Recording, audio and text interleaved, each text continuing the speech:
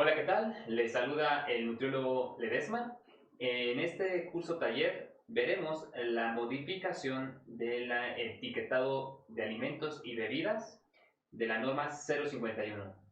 En este primer módulo, en este primer tema, veremos la contextualización histórica del etiquetado. Veremos el primer tabla nutrimental. Asimismo, estaremos observando la parte histórica de una empresa que ha durado más de 50 años aquí en México vendiendo productos y ha evolucionado en su etiquetado de alimentos. Asimismo, también una breve reseña de las modificaciones en todo este tiempo en nuestro país. Y finalmente la participación de la Sociedad Internacional de Nutriólogos en la modificación de este etiquetado. Iniciamos entonces con la parte de la historia de una tabla nutrimental. De los inicios de 1902, ya el químico Wilbur Odin iniciaba sus primeras tablas o estudios relacionadas a la cuantificación energética de la carne, de la harina, del azúcar y de algunos otros alimentos, donde determinaba también la cantidad calórica. Conocido Wilbur como el padre de todas las dietas, este trabajo en una universidad de Estados Unidos, anticipó toda la parte de la nutrición óptima, mencionando que todo iba a ser cuantificado por esta parte del aporte calórico en alimentos y de la actividad física realizada. Utilizaba una máquina, como ustedes estaban observando, con una bicicleta, se llamaba cicloergómetro. Esta máquina cuantificaba la parte dinámica del metabolismo del cuerpo humano y también cuantificaba la ingesta de alimentos y la producción de energía del mismo. Con este método, Wilbur encontró que la grasa tenía 9 calorías por gramo. También determinó que los hidratos de carbono contenían 4 calorías por gramo y las proteínas tenían 3 calorías por gramo, que actualmente ya son 4. Bien, solamente como referencia, esta fue una de las primeras tablas nutrimentales que, bueno, era parte de la parte histórica, contextualización del etiquetado de alimentos. Voy a hablar de una empresa que desde mi punto de vista ha evolucionado bastante. Sin embargo, a mí me hubiera encantado, ¿no? Que esta misma empresa contribuyera, ¿no? a una nutrición más óptima, donde vendiera productos más limpios, menos contaminados, menos aditivos, entre otros, menos nutrimentos críticos. Pero es importante mencionarla porque ha sido parte de toda esta evolución aquí en México, donde ha tomado incluso ha tomado decisiones en ese sentido, y creo que es importante en este momento dar una pequeña reseña de tal. Esta persona, Lorenzo Servitje, es un empresario, ¿no? en México, que entre el año 1934 y 1943 él trabajaba en una panadería de sus padres. Posteriormente es invitado, ¿no? Es parte de una colaboración de otros amigos para finalmente estar inaugurando lo que ahorita conocemos como Bimbo. Pero antes de inaugurar esta empresa de muchos años ya, empieza una etapa en la que entra la Segunda Guerra Mundial y se le complica bastante el poder poder los molinos y poderse a producir este pan. Pero quiero mencionar previo a esto de la Segunda Guerra, porque en la Segunda Guerra Mundial Estados Unidos pues era el que tenía los molinos para hacer este tipo de pan, el pan de caja que se llama. Es este pan que está aquí abajo, en el cual él pudo solucionarlo junto con sus otros colegas, pudo solucionar el problema de que se le echara a perder y que le durara más tiempo, simplemente utilizando una bolsa de celofán. Y aquí vemos una bolsa de celofán en el pan, que duraba más tiempo, duraba hasta 15 días. Y antes lo vendían en cajitas de cartón, y el pan pues se echaba a perder con moho, y si había humedad pues más rápido, 2-3 días y ya se echaba a perder. Y bueno, Bimbo empieza desde 1943, pero hasta el día 2 de diciembre del 45, de 1945 fue que se inaugura Bimbo, ya como tal una empresa, pero pues pasó una etapa bastante difícil por la Segunda Guerra Mundial, y considero que ahí en sus productos era un producto limpio, era un producto de buena calidad, buenos, incluso él mismo lo decía, lo mencionaba, que su producto era de primera calidad en los ingredientes, y aparte era un empresario muy consciente de la calidad del producto. Y bien, él empieza fuertemente con sus colaboradores, el señor Lorenzo, y comienza no mencionando como trabajadores a sus empleados, sino como colaboradores. Y creo que ahí le da un giro muy importante a esta empresa, donde no los ve como cualquier otro empleado, los ve que una persona les va a durar años en su empresa, y por eso los capacitan, por eso los cuidan, y por eso es una empresa muy, muy fuerte, y hasta cierto punto muy querida, ¿no? Tuvo una iniciativa muy importante en los años 40, porque fue de las primeras empresas en distribuir tienda por tienda, por decirlo de una manera, o sucursal por sucursal. Por eso es que la manera de distribución no solamente revolucionó en esa temporada, en ese tiempo, sino que pues, tenía la disponibilidad. El único problema en ese tiempo en específico era que su pan no duraba mucho.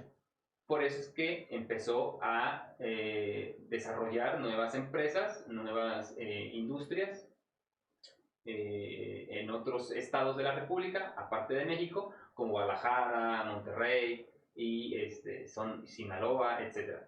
Hay pues una gran historia desde ahí, se empieza a expandir, y a lo largo de los años 60, los años 70, empieza a ir a otros países. ¿Por qué cuento esta anécdota hasta este punto? Porque resulta que cuando él exporta o está en otros países, le están exigiendo la parte del etiquetado, de la tabla nutrimental precisamente, en algunos países, no en todos. Y en esta parte donde digamos, el producto tenía su marca, pero también se podía visualizar su producto, porque ya tenía una nueva tecnología para que, aparte de los aditivos que le agregaban, que eso lo fue aprendiendo conforme pues también la competencia empezaba fuerte, donde a otros productores tenían mayor vida de anaquel, entonces pues Bimbo no se quedaba atrás, y pues también colocaba algunos aditivos para tener más dureza, más durabilidad, ¿no? en su producto en anaquel. En los años 80s, 90s empieza, digamos, ya esta parte de diseño un poquito más sofisticado, donde ya tenemos ahí mismo la parte de los ingredientes, y donde se empieza a tener presión sobre un etiquetado, sobre una información más verídica del producto.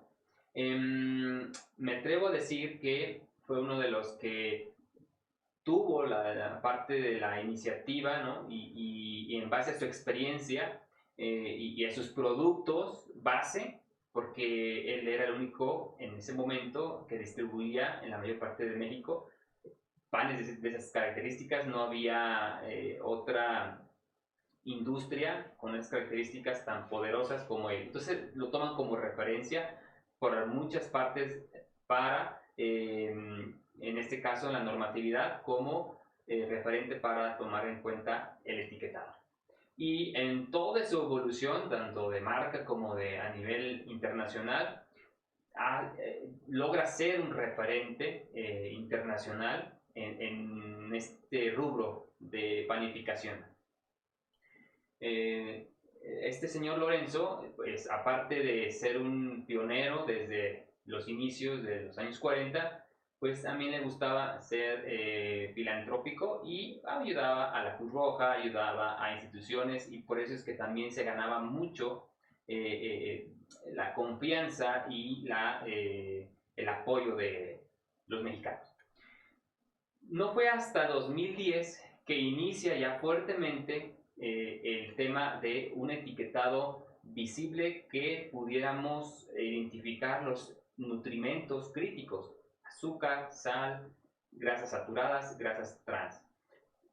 Para esta primer etapa del etiquetado, mencionarles que inicia desde el 2000. Desde el año 2000 inicia un etiquetado frontal, digamos, un icono de, no se llamaba antes guía diaria de alimentos, antes era una simplemente información nutricional, donde se exigía, por una parte, se exigía que se mencionara los ingredientes reales que tuviera el producto.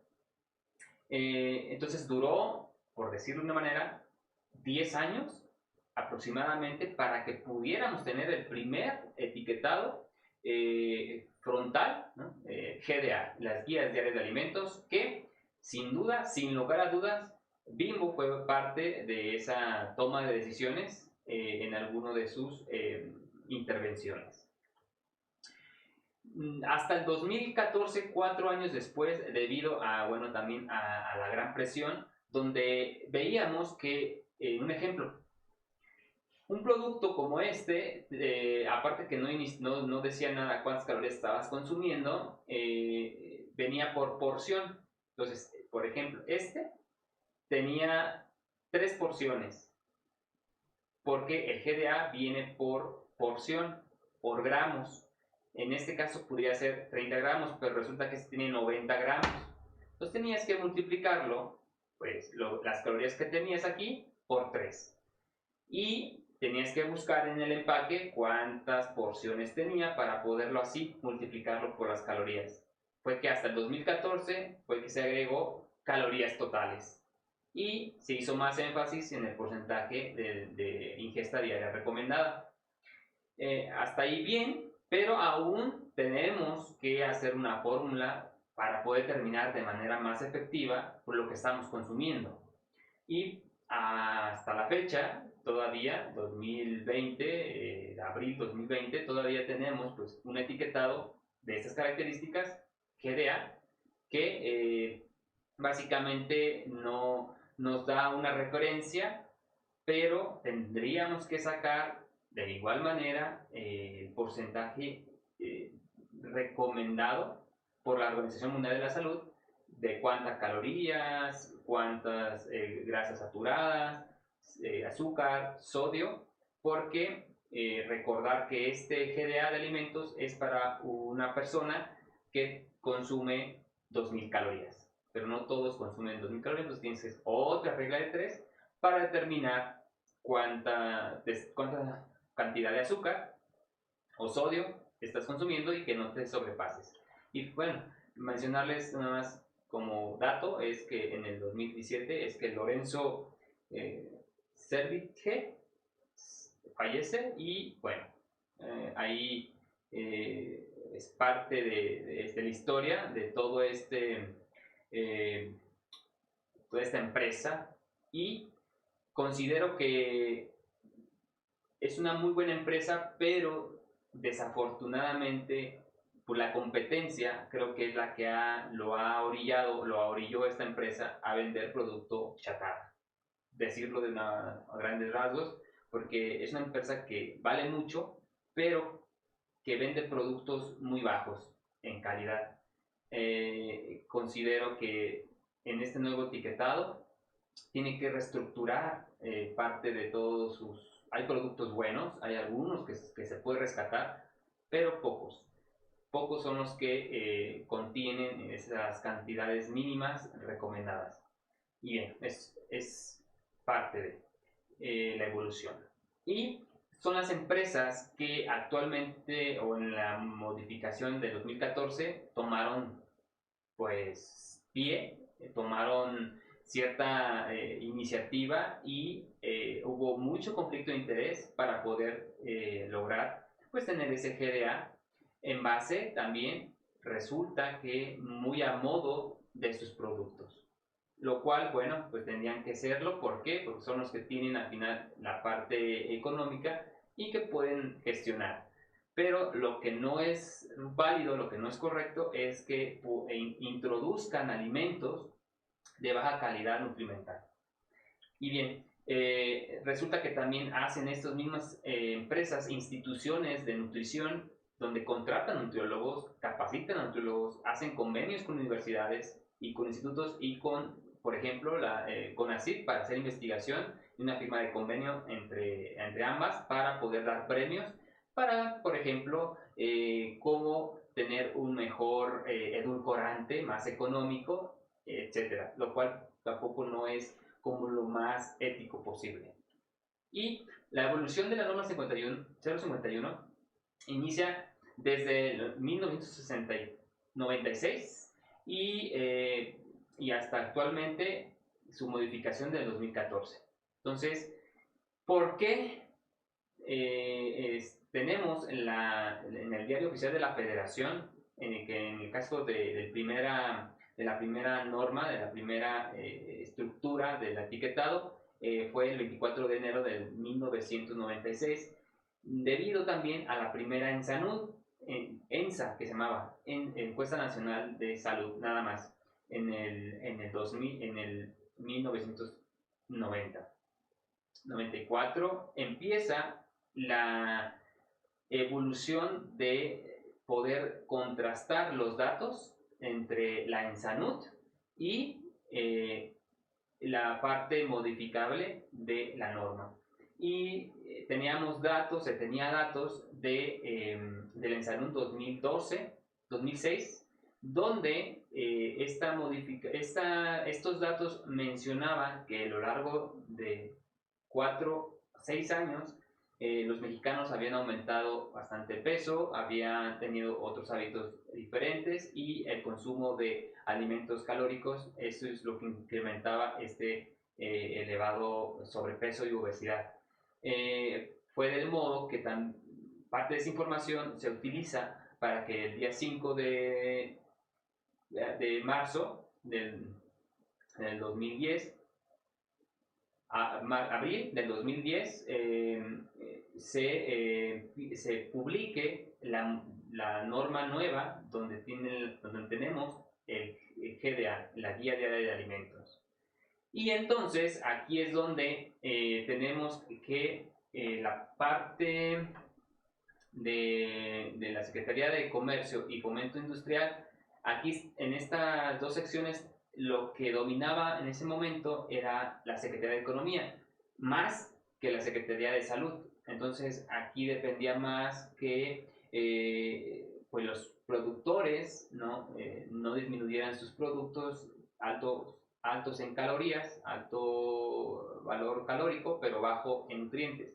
Por eso es que se le da más peso a la toma de decisiones a empresas como las que ya habíamos mencionado, como la que mencionamos, y que le dan prioridad a la parte económica.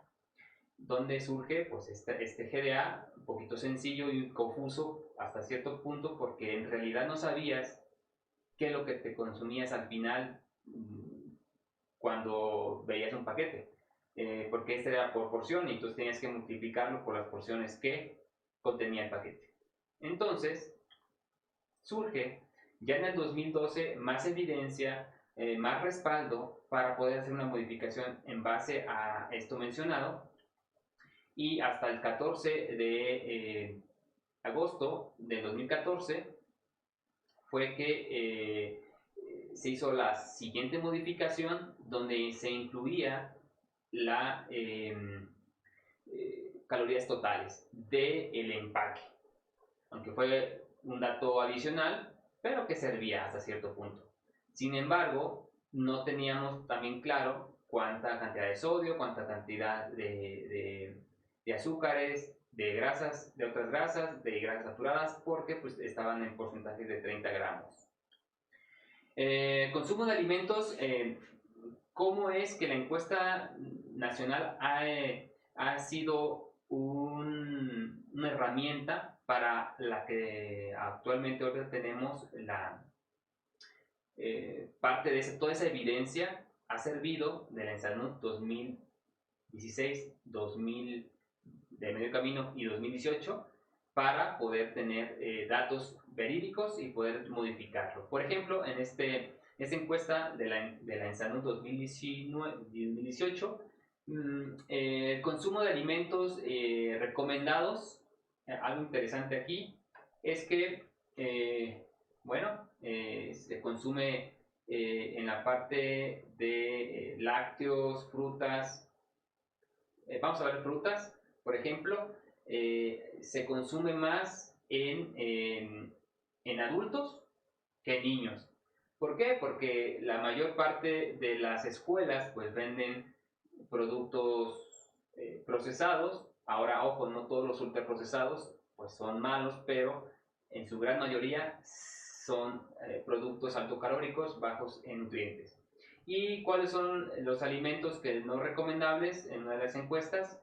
Pues mencionan que están las botanas, dulces, postres, a las bebidas no lácteas, lo que es algunos refrescos, y resulta que pues aquí es donde está el grosor de los niños consumidores de bebidas y de dulce y botanas. Entonces, aquí vemos, por ejemplo, las verduras, un ejemplo muy fácil de ver aquí, las verduras, 20% lo consume de 1 a 4 años en el edad preescolar, o de 5 a 11 escolar, y si lo trasladamos al consumo de botanas, pues bueno, en los primeros años, de entre 5 a 11 años, pues es el consumo más elevado.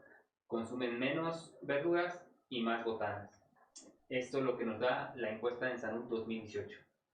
Porcentaje de sobrepeso y obesidad está algo curioso porque en la parte de niños de 0 a 4 años sí disminuyó de 2012 al 2018. Cada encuesta son cada 4 años, 6 años, cada 6 años. Sí disminuyó en esta población, pero aumentó en niños de escolares, y también en adolescentes incrementó de 2012 al 2018, y más en mujeres. Por entidad federativa, en la parte de sobrepeso obesidad, y en esta edad de 12 a 19 años de obesidad, tenemos en los primeros lugares como Veracruz, Quintana Roo y Colima y Sonora. Son los que tienen los primeros lugares en obesidad. Esta modificación, o esta información es sumamente importante para poder hacer una modificación y poder tener una herramienta que en este caso el profesional de la salud, para ser precisos, al nutricionista, sea de utilidad para poder mejorar los hábitos de alimentos, porque ya se sabe que el consumo de botanas, el consumo de bebidas, el consumo de alimentos alto valor calórico y bajo en nutrientes ha ocasionado la obesidad infantil y la obesidad en adultos. adolescentes. Y bueno, entonces los antecedentes en la encuesta de medio camino de 2016 y la encuesta de 2018 ya nos daban indicios de lo que se venía, pero algo curioso también pasó aquí en el 2018, fue que duró un año, un poquito más, en poderse publicar esta información, lo cual estamos viendo. Y fue hasta hace un par de meses, fue que en el 27 de marzo del 2020 fue que se hizo ya la modificación del etiquetado, ya se retira el GDA de alimentos, las guías diarias de alimentos, y se coloca unos iconos de advertencia referentes a exceso en calorías, exceso en azúcares, exceso en grasas saturadas, exceso en grasas trans, exceso en sodio y algunas leyendas, entonces dos en especial, que contiene cafeína, evitar en niños, y contiene edulcorantes, no recomendable en niños. Y esto es una herramienta sumamente importante para poder guiar, ¿no?, al consumidor a ser un consumidor consciente. Y nosotros como nutricionistas y como consumidores finalmente tenemos que ser conciencia de eso. No por nada también pues, la participación de las instituciones participantes como la FAO, la Organización Panamericana de la Salud, la Organización Mundial de la Salud, la UNESCO para la infancia, el Instituto Nacional de Salud Pública y algunos expertos de Chile, Perú, Uruguay, que ya tienen su etiquetado de advertencia, sus iconos, y que les ha dado una herramienta importante y han disminuido algunos consumos de algunos alimentos altos calóricos. Pero también algo interesante es que las empresas han modificado y han disminuido estos nutrimentos críticos en sus productos, y bueno, la población se está volviendo otra vez a acostumbrar a la parte de palatabilidad del alimento, porque se estaba consumiendo a grandes cantidades un alimento muy dulce, por ejemplo, y tu paladar estaba acostumbrado. Entonces ahora la modificación de la parte estructural del producto ha ocasionado que también disminuya el consumo. Y han participado también organizaciones de la sociedad civil como Alianza por la Salud Alimentaria, Contrapeso, Salud Crítica, El Poder Consumidor, Coa Nutrición y otras instituciones. Han colaborado desde un inicio esta nueva modificación. Y finalmente mencionarles que la Sociedad Internacional de Nutriólogos ha participado en los comentarios de la Comisión Nacional de Mejora Regulatoria, la CONAMER, donde en la modificación hicimos una participación el 14 de octubre del 2019 y si a alguien le interesa qué es lo que participamos, es simple. Mencionábamos que respetaran los usos y costumbres en base al etiquetado. Pero bueno, fue una participación genuina. Si alguien quiere conocer el documento que emitimos, que se dio a conocer en esta participación el año pasado, en 2019, pues bueno, está abierto. Y bien, eso es todo por nuestra parte y nos vemos en el siguiente módulo.